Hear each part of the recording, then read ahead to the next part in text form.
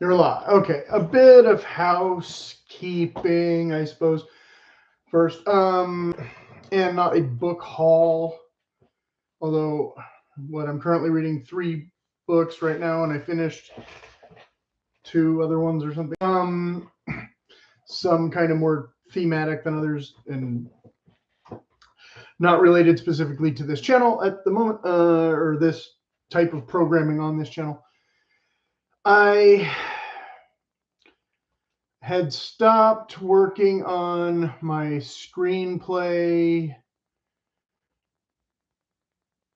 overall to, well, screenplays, I should say, overall to focus on writing a novel. And now I have stopped working on that novel again, temporarily at least, to go back and work on one screenplay.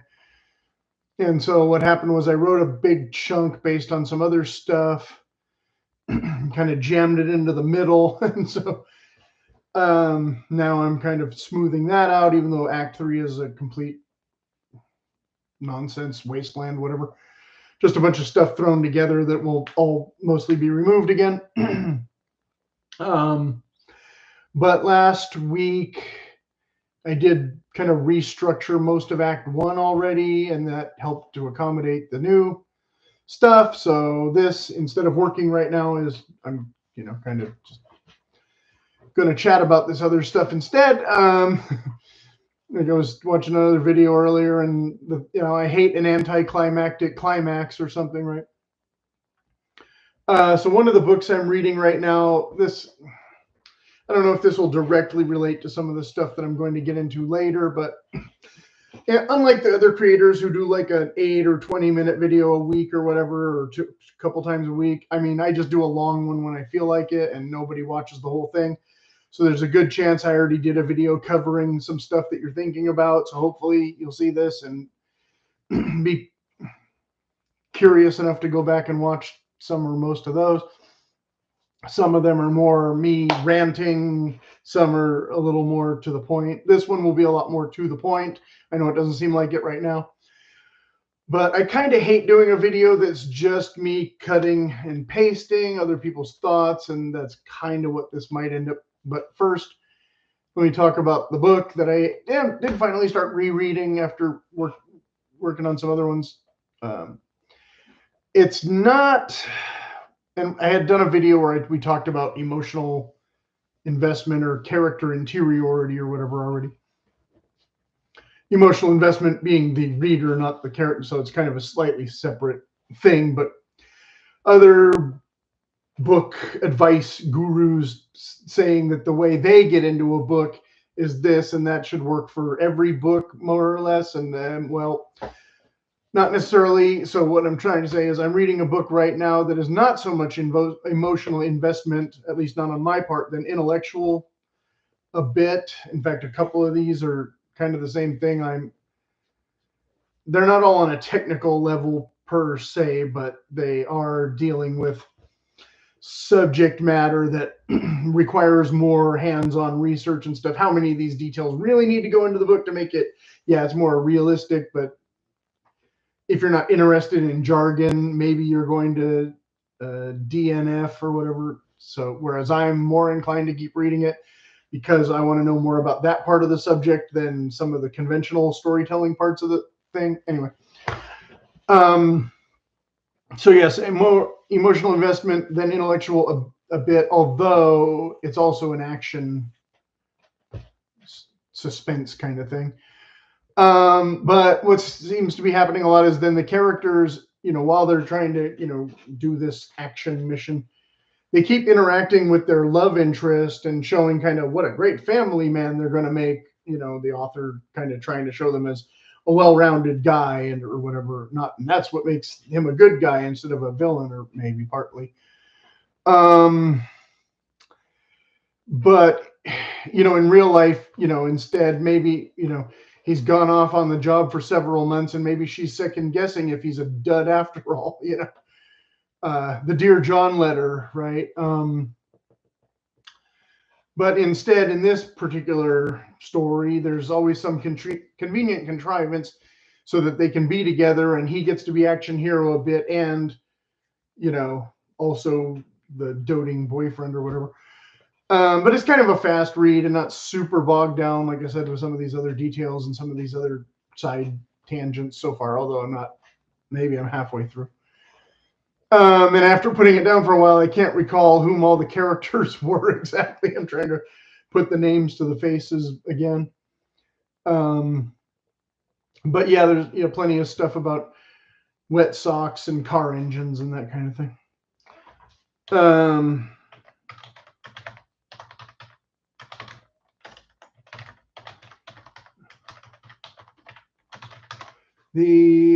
Let's see. Okay, so that was from my other video. Okay. William Blake. Yeah, we're skipping William Blake right now. And we're skipping that right now. Okay, so taking intentional break, speaking of which, was the subject of one of the videos. And of course, this was qualified by, you're not just procrastinating, you're getting time away from the material so that you can come back to it fresh. Yes, that, again, I had a little bit of renewed vigor when I came back to the screenplay, but I do still feel a little bit guilty that I'm taking time away from the other thing that was supposed to be my focus, right? And some people will say, well, you'll never finish the thing if you don't do that. But like I said, getting through a screenplay, I didn't say it today, but a first draft of a screenplay should take you a lot less time than the first draft of a typical novel. So, of course, if I sidetrack onto a screenplay, one, it's something that I hope to finish sooner and hoped that would be more likely to make me money in a shorter time frame if I could, find an agent or whatever. Anyway, so it's reading the stuff from the notes from the other video. But on this topic now, at least a few days, instead of grinding on story, focus on things like 1, go analog, no media during mundane times for daydream instead mode. So basically, instead of watching, not necessarily this kind of content, but, just any content, they want your brain freed up, like going on a hike instead of this kind of analytical content. Like, I don't think this content is a waste of time if you're a beginner, but you shouldn't spend all your time just absorbing content and not applying the content, even if the content that you're applying is taking a walk. Okay, fine. 2, explore other mediums, art or music instead of story writing. I think it depends on the kind of music you like too, or the kind of art that you do or do not do. I mean, if you're a terrible painter, don't waste a lot of money on art supplies, but you can still doodle or something, I guess, if it's calming. But of course, a lot of writers do like music while they're writing. I don't listen to music while I'm doing the kind of writing I'm doing now. Well, it's revising more than writing, so music kind of gets in the way a little bit sometimes there, because your mind can wander. Whereas when I'm revising a screenplay, it's a lot more grinding. It's a lot worrying about like the line spacing and stupid junk like that. Some of the programs do that, I guess, for you, but I don't have a lot of luck finding ones that I really like, that I'm compatible with, that I need to invest in, when, as I've said, hitting the space bar a couple times doesn't take that much extra effort. Like, it's not that big of a, or hitting enter. Oh no, that took a whole half a second. Like, I don't worry about that. If I have an agent and he wants it more polished looking and stuff, then I can worry about those details. But if I'm just getting the idea down, getting it to where I think somebody else could read it and give me feedback for it, they're not going to care if all the line spacing is going to be correct. They're going to care more if sorry, I forgot to do this a while ago. Which is technically, we're into part 2 now, maybe, but who cares? They're not going to care if this title card was in the right place. They're going to care whether or not the character did something totally random out of left field that didn't make any sense, right? Why would she do that? I thought she loved this guy, you know, that kind of thing. 3, rest often as much as possible. That's, you know, kind of good idea, you know, when you get to tour in the morning or whatever, and you're like, oh, should I finish this chunk? Probably not. Don't finish the chunk. Let the chunk ride. Go lie down. Unless there's a deadline. But also rest your eyes from screen time. So even if you're doing this, the screen time, and then you go and watch TV, you're not really resting your eyes, that kind of thing. You have to balance that out. If you're a video game addict, you should stop playing video games probably entirely and focus on writing and watching reality TV instead, because at least you might get story ideas out of reality TV. I don't know. Ignore those feelings of guilt. I'm good at procrastination, though, and many is that get the writer's block is a thing, a separate thing. Taking a break may help cause writer's block. It's not the same thing if you're taking a break because you have writer's block. Usually my advice, even though they might argue with me, if you do have writer's block on a thing, go work on a different thing is basically my thing. Because you know you want to be working, but you can't figure out how to fix this thing instead of hurting your brain. Again, it depends on there's a deadline. If there's a deadline, you're just going to have to find a way to kind of work through it and get it to where other people think, yes, this is viable. In a previous but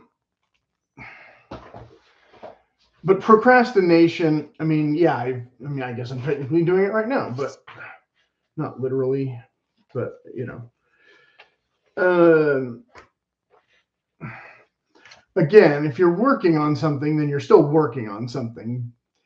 But again, if you're working on something just because you want to, I guess it's, some will say that's a passion project and don't do it and desist and force yourself back to the other thing.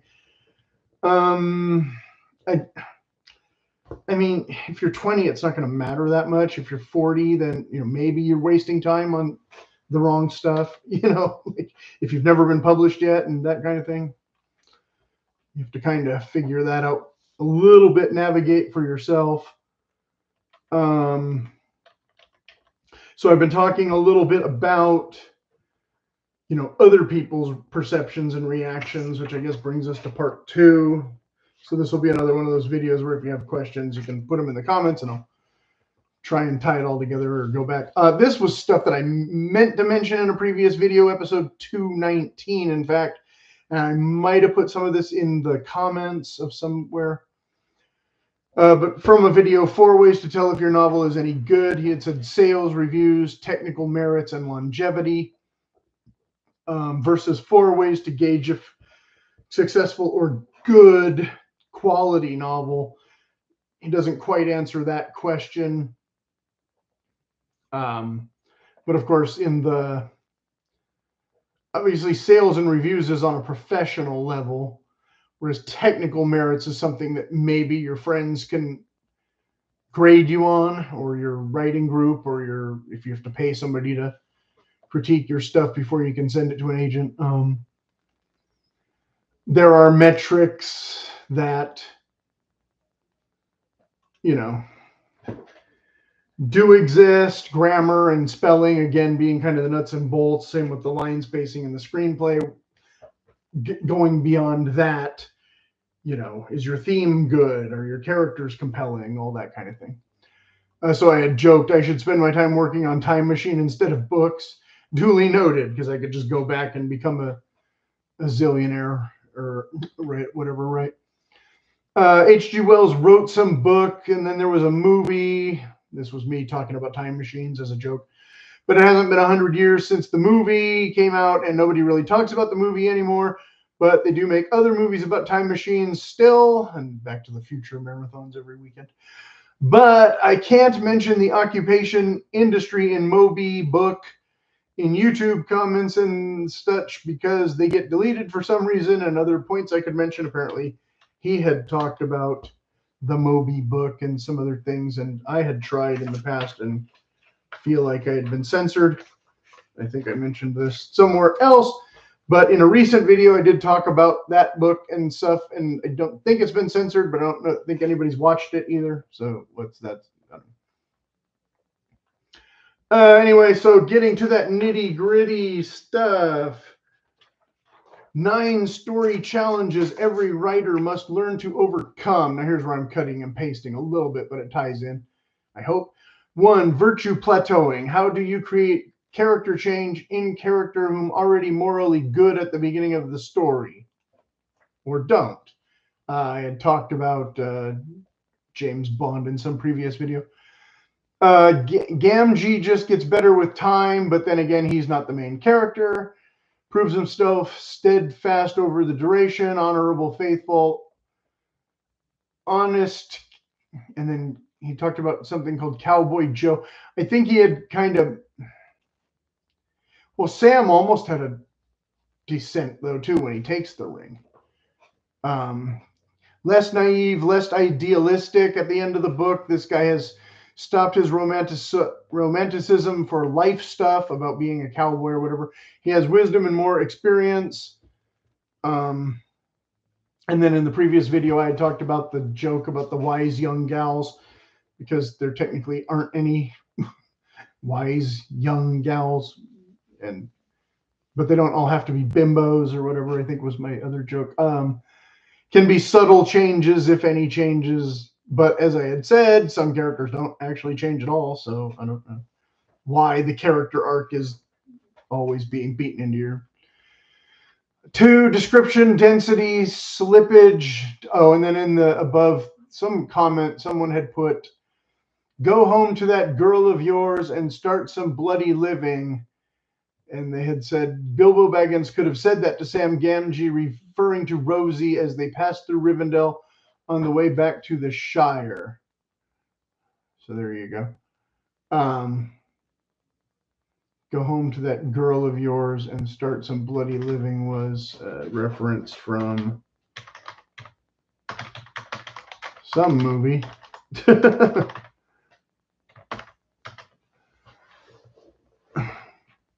And the title will come to me in a minute. Description, density, slippage. Okay, so here is when you have that first chapter where you're, again, like I said, with the jargon and stuff, you're describing the checkers of my shirt down to the minutest detail. You're describing the posters on the wall. And then by the middle of the book, it's like, he went in the room. It was dark. Yeah. And you've gotten lazy and they can all tell. Less immersive, sound, smell, taste, touch, etc. Yes, like I said, the wet socks and the engine, whatever. But you don't want to bog down the whole book with too much description either, especially if it's like an action sequence. The description should be set up well enough that when the action is happening, we're not constantly, but did the globe move after he punched the alien? That kind of thing. Anyway. For later chapters, lost in plot and other words. And the example given there was Zen and the Art of Motorcycle Maintenance, which I think I used it as a thumbnail of one of the videos, but I don't remember if I really talked about that book in detail. I might have talked about it a little bit. You'll go back and watch and jog my memory, maybe. Okay, a 3. But if you haven't read that book, yes, that's one of those books where you get to that kind of early climax and you wonder how he's going to top it. And I don't know that he ever actually does top it, but he does still have an overarching point to make. But it's also not like a normal novel in any way, shape, or form either, because it's also a self-help book. So, yeah, you might want to read it, but you might not want to try and copy it. 3, conflict overdose. Yes. Now, here is a thing. Well, obviously, everything needs friction, but sometimes, yes and no. Like in the first Star Wars, all of our main hero characters interact in conflicty kind of ways. They insult each other, they step on each other's toes, but they don't hate each other. Like, she's kind of wondering if she should trust these guys, and she's kind of wondering if they're, total buffoons or not. But she's also kind of a hothead and kind of a liability at the same time, just shooting things at random, like trigger happy princess. Okay, that's what we needed. Her first time holding a gun, and all she wants to do is kill us all with it, on accident. There was another story. I read the book, and the book and the movie didn't really have anything to do with each other hardly at all, as it turns out. And I forget what was the name of the book, but the movie that I saw many years ago that I really liked it when I first saw it was called Gas Food Lodging. It was one of those independent films. And the last time I tried to watch it, it was like, oh my God, this is just literally three women screaming at each other for 2 hours. Like I didn't even make it through to the end again. Like I had totally checked out. I was like, shut up. So it depends. I wouldn't say it was a bad movie, but definitely not one that I wanted to watch as many times as, I guess, Star Wars. Forget to include elements of relationships like friendship, sacrifice, forgiveness, kindness. And yes, in that movie seems like there is none, but if you get through it, yes, those things are in there. They're just kind of buried under an estrogen fest. But Star Wars, obviously, it's a little over the top on friendship and sacrifice, and they kind of beat you over the head with another one of those movies that's maybe better when you're 6 than when you're 26. Because I think Luke Skywalker and a lot of that other stuff becomes really cringy when you get older. But a lot of people Gen X had kind of forgotten about Star Wars. It wasn't like, people didn't have all the video cassettes as much because they were expensive. That's why we used to rent all the time at Blockbuster every weekend and stuff. So you weren't necessarily watching it every weekend, whereas Harry Potter, you bought the DVD at Target and watched it over and over and over. So it wasn't until the reissues in the theaters in the 90s of Star Wars that kind of some of the Star Wars resurgence or whatever cult kind of thing got bigger or happened or whatever. I don't know. Anyway, not really important. But again, an example that most everyone has seen at least once. B, subplot spinning wheels, where you've reintroduced periodically but doesn't advance like the main plot. Map out subplots on timeline where it appears in chapters, where your subplot will appear in your chapters. Words for the examples: new character, setback, betrayal, discovery, big reveal. Basically all things pantsers hate. And if you're watching this, you probably do consider yourself a pantser, and maybe you're trying to figure out why you shouldn't be a pantser. Well, yes, especially if you're having trouble plotting and having these things turn up logically. Usually you kind of do it by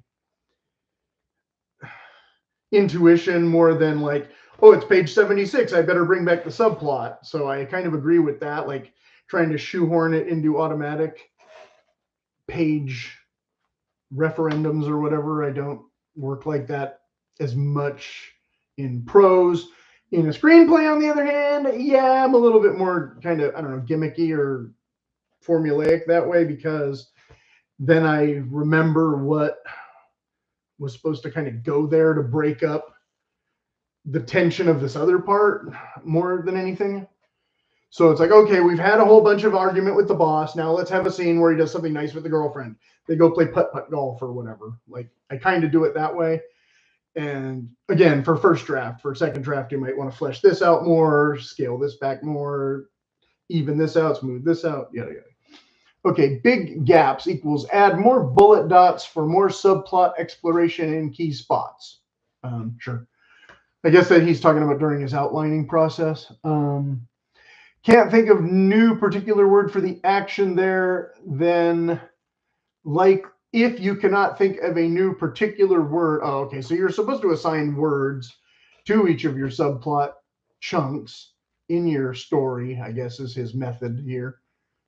It's been like over a month since I watched that video, so I'm trying to remember what the hell he was talking about. If you can't think of a particular word for the action there, then likely it is a spinning the wheels scene. So you need to juice it up. Okay, fine. Yeah, I agree. Like, I guess more, like I said, most of this is more copy paste than me having a real rebuttal. Whereas usually I'm doing a more serious rebuttal video. Here I'm just kind of restating my approach to their approach, I guess. And if we're simpatico, then we're simpatico. Fine. Okay. 5, genre gravity wells. Familiar techniques and tropes, especially for ending of the book, make as non-cliche and perfectly right for the ending of your story. Okay, fine. Star Wars, I guess, is tropes. Not every story is going to be that. 6, trite problems as gargantual plots. 7, narrative climate shifts. 8, the decay curve. 9, payoff deflation. Okay, I don't remember any of this. Yeah, sorry. 6, trite problem. That's not even 6. I guess I was going to make more notes and then didn't. So, well, again, the decay curve, I think that sounds like stuff we've already kind of discussed. Payoff deflation, again, the anticlimactic climax. I assume that falls under that. Narrative climate shifts. I think he's talking more about tone. Again, when your detail is super, super, super extravagant at the beginning, and then, like,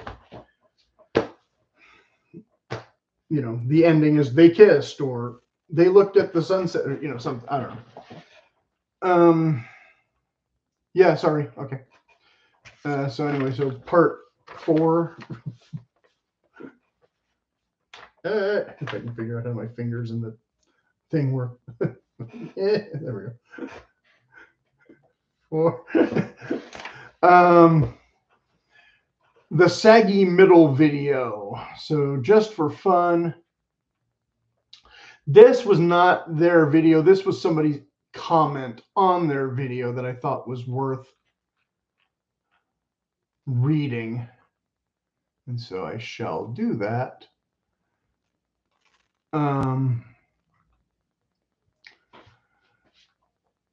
Just for fun, taking my middle arc. 1, prop it up with a tent pole. Love interest is going to propose but to protagonist by the midpoint twist. There's some movie where it was, most rom-coms are kind of like, will they or won't they? Will, and you spend the whole hour and a half wondering if they're ever going to get married.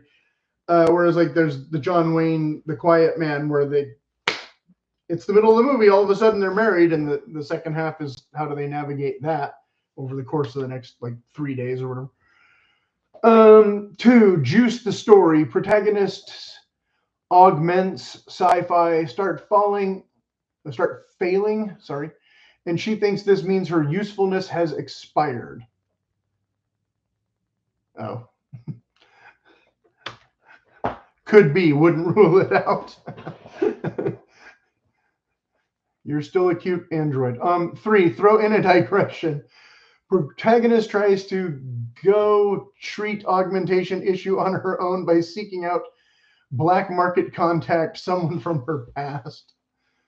4, ditch your oversimplistic structures. Snowflaker here, LOL. Okay, whatever.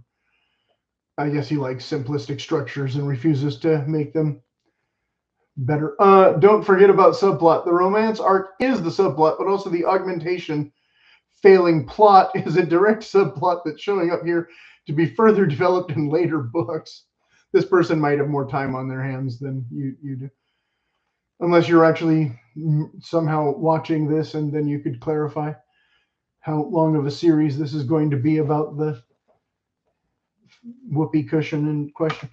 Make them face their 6. Make them face their main fear. Protagonist has a weakness equals death mentality.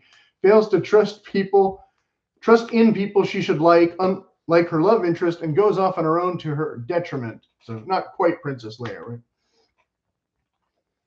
7, deliberately sabotage your protagonist's strengths. The whole augment failing thing is perfect for my protagonist to cause a death spiral, as it makes it seem like her world is coming down around her, which it very well may be, because if there's no conflict apart from your mother and your sister screaming at you, you may not have a good story. Okay, 8, have them question or change their desire. This arc forces my protagonist to face what she thought she wanted out of life, but it's finally setting in that she'll never be back there, not even realizing until this whole endeavor blows up in her face that she's been missing the obvious right in front of her. Oh, if only you could have so many that had any kind of self-awareness or whatever. 9, add backstory. The dealer she tries to get treatment from is literally someone she was close with when she had a different face, and this character shows up 2 books from now as a major character. Yay, I hit all 9. Okay, sure.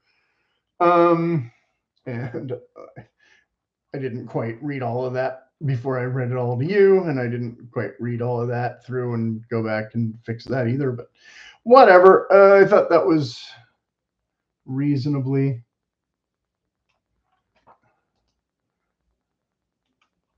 adequate for a video that's already longer than, again, I probably ever dreamed it would be, and such. But hopefully not a complete waste of time. I always say that. Where are we? Episode 224. Fine. There was a whole long thing here that I had copied, which is the Save the Cat beat sheet, which I got offline after watching a different video talking about, but I haven't read the thing, and this is one of the ones that people do constantly refer to, and whether or not you will find it useful, I don't know, but you might want to look at it because it does, again, go back to that outlining kind of thing about what he was talking about, how having keywords for all your parts before you start actually writing the parts. Although to me, like a lot of times I won't think of the thing that needs to go into the part until after I've written a bunch of other parts, and then I'll realize, like I said, I need to break this up more. What do I need to insert here? So that's kind of why outlining is not always my first priority or my main beginning method. I guess I tend to reverse outline a little bit, even if I already have, again, a screenplay outline. To me is pretty sparse to start with. If you go with the like the Sid Field one, it's 2 dots and a segment. I mean, either you know what goes in the segment or you don't, and he tries to help you understand what should fill into those segments, and then says a lot of his students still get it wrong somehow. So I don't know how people can have seen so many movies and still not how to write the bare bones of a screenplay. Whereas, again, in prose fiction, people are believing that they can just kind of get away with anything because we're in the post Naked Lunch era or whatever, which not a book I ever finished and not a book I plan to read past page 6 or however far I got. Not going to pick it up again. Already sold it. Don't care. Whatever. But you can possibly write something like that and still get it printed and make a bunch more money. So who am I to judge? Whatever. Don't expect me to read it. Probably never will. Whether or not Naked Lunch was outlined in advance, I'm willing to gamble was not, or at least not entirely in the detail that he's referring to in his, title your subplot segments. But again, if you don't,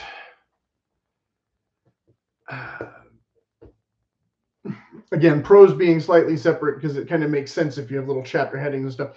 In a screenplay, most of those won't end up on the screen, but you still want to differentiate between multiple scenes that may happen in the same setting. So you do want to say, like, not just bar scene. One, there might be different bars that they go to or different fast food restaurants or, anything of that nature, or different part of there's the woods and then there's the field, but you're still in the mountains. So if you just put mountains day, that's, that sort of thing. So it will help you in the future if you already know some of that, so that when you go back to revise, you're not just scrambling through a document with 1,500 references to mountains and 0 references to the place where we pitched the tent. and parked the car and, cooked the food, whatever. Campsite, little less vague, okay? And again, doesn't have to be in the final thing in that. The word campsite doesn't have to appear in your thing when the final draft is done, but will be useful in the meantime, right, for you and your beta readers or whomever. Okay, so yeah, I'll shut up now. This is pretty long, and I think you got the idea. And as always, like I said earlier, if you have any questions, please leave them in the comments. If you just have weird comments, you can leave those too, I guess, and I probably will never respond.